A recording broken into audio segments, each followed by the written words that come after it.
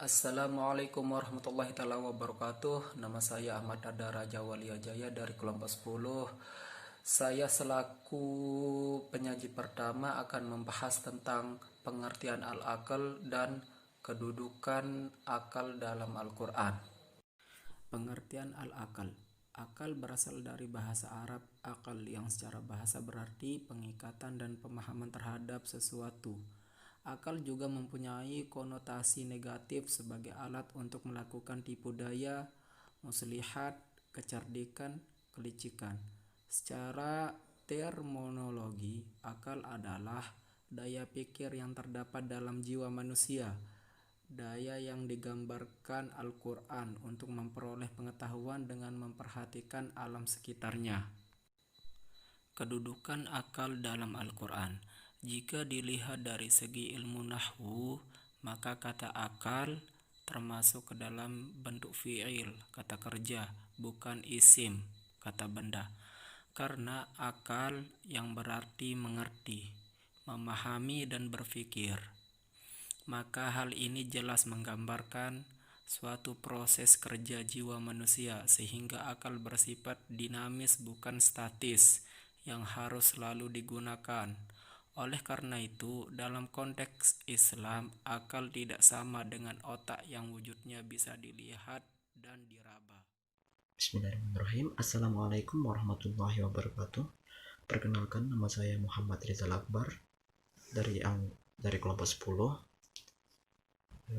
Selaku anggota kelompok 10, di sini saya akan membacakan presentasi tentang kedudukan akal dalam Al-Quran pada bagian pengetahuan dalam sumber pengetahuan dalam Al-Quran.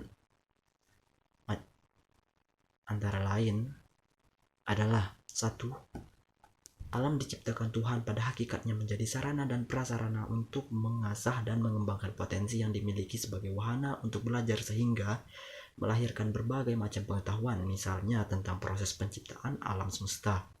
2. Selain alam dengan segala gejala-gejala kealamannya, maka manusia yang menghuni alam ini menjadi sumber pengetahuan dalam Al-Quran.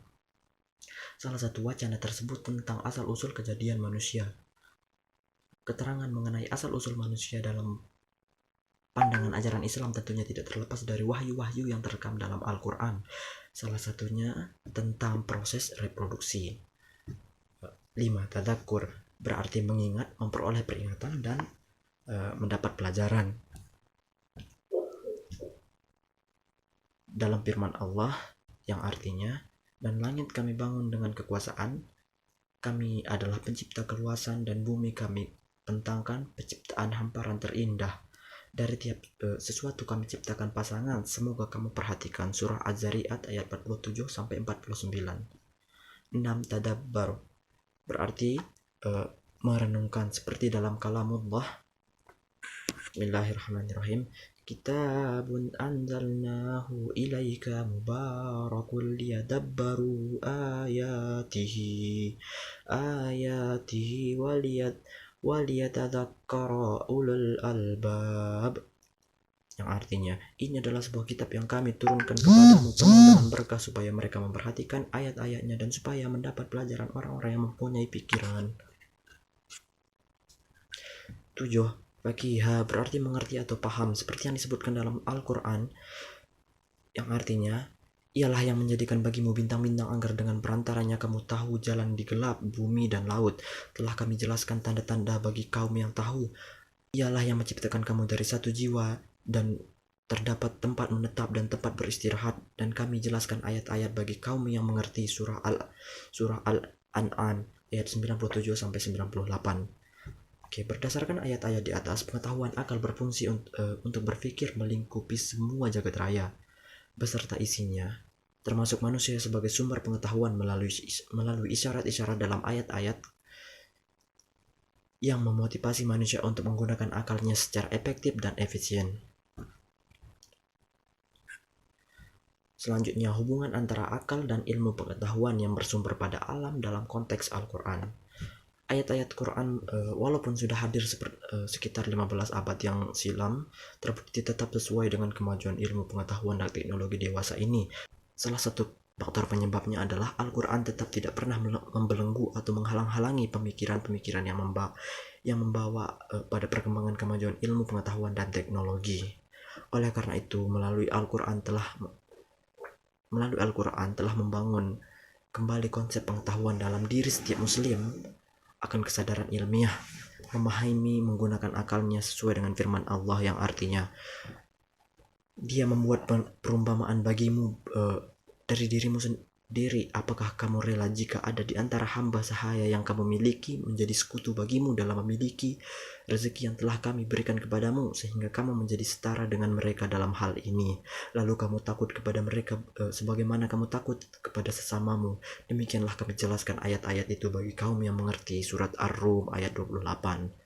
Sebagai makhluk yang diberi berbagai potensi sekaligus dia amanahkan menjadi penguasa bumi dengan tugas, kewajiban, dan segala tanggung jawab yang menuntutnya supaya melakukan pengelolaan dengan baik. Oleh karena itu, manusia harus mengetahui, memahami sifat dan kelakuan alam di sekitarnya untuk dikelola secara efektif dan efisien. Bismillahirrahmanirrahim. Assalamualaikum warahmatullahi wabarakatuh. Umat Islam telah membuktikannya beberapa abad yang silam melalui para pemikir-pemikir Islam. Bahkan telah memberikan sumbangsi besar terhadap perkembangan peradaban umat manusia sehingga mencapai puncak kejayaan di sentra dunia. Misalnya melalui penalaran akal terhadap sumber pengetahuan, yaitu manusia itu sendiri mampu melahirkan suatu ilmu pengetahuan, seperti ilmu medis atau kedokteran. Proses ini telah dibuktikan oleh salah seorang intelektual muslim yang namanya tidak pernah lekang dimakan zaman dan teorinya tetap diimplementasikan dalam dunia medis, yaitu Ibnu Sina, yang telah memberikan kontribusi yang sangat berharga bagi umat manusia. Oleh karena itu, sebagai bentuk penghargaan atas pemikirannya yang mampu membuka mata dunia, Ibnu Sina mempunyai kedudukan tinggi dalam dunia kedokteran modern. Oleh karena itu, Allah sangat mencela hamba-hambanya yang memubazirkan akal, bahkan sampai-sampai dijelaskan dalam Al-Quran bahwa Allah Subhanahu wa Ta'ala murka terhadap orang-orang yang tidak mau menggunakan akalnya. Sebagaimana firman Allah, Bismillahirrahmanirrahim. Wa makana li nafsin an tu'mina illa biiznillahi wa yaj'alur rajasa 'alal ladzina la yaqilun. Artinya, dan tidak seorang pun akan beriman kecuali dengan izin Allah, dan Allah menimpakan azab kepada orang-orang yang tidak mengerti. Akal dan pengetahuan dalam Al-Quran. Perintah Allah Subhanahu wa Ta'ala kepada manusia untuk dalam menggunakan akalnya dalam konteks belajar sehingga memperoleh pengetahuan terdapat dalam kalamnya. Iqra bismi rabbikal ladzi khalaq. Bacalah dengan menyebut nama Tuhanmu yang menciptakan. Kata Iqra jika dianalisis yang berarti bacalah sebenarnya merupakan suatu isyarat kepada umat manusia untuk selalu membaca sebagai proses belajar yang diawali dengan proses membaca. Pernyataan ini senada dengan pernyataan Al-Quran, Inna fi khalqis samawati wal ardi wa ikhtilafil laili wan nahari wa fulkil lati tajri fil bahri bima yanfa'un nasa wa ma anzalallahu minas sama'i min ma'in fa ahya bihal ladzi ba'da mautiha wa batha fiha min kulli dabbatin wa tashrifil ra'i wasyahabil musyakhiri bainas sama'i wal ardi la ayatil laqaumin yaqilun. Artinya, sesungguhnya pada penciptaan langit dan bumi silih bergantinya malam dan siang, bahtera yang berlayar di laut membawa apa yang berguna manusia dan apa yang Allah turunkan dari langit berupa air, lalu dengan air itu dia hidupkan bumi sesudah mati, dan dia sebarkan di bumi itu segala jenis hewan dan pengisaran angin dan awan yang dikendalikan antara langit dan bumi. Sesungguhnya terdapat tanda-tanda keesaan dan kebesaran Allah bagi kaum yang memikirkan.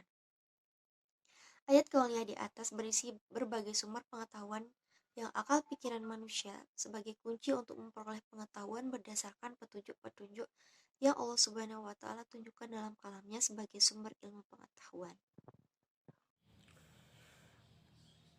Kesimpulan, akal dan pengetahuan mendapatkan perhatian serius dalam Al-Quran karena akal adalah daya pikir yang terdapat dalam jiwa manusia, daya yang digambarkan Al-Quran untuk memperoleh pengetahuan dari berbagai sumber, salah satunya alam semesta beserta isinya.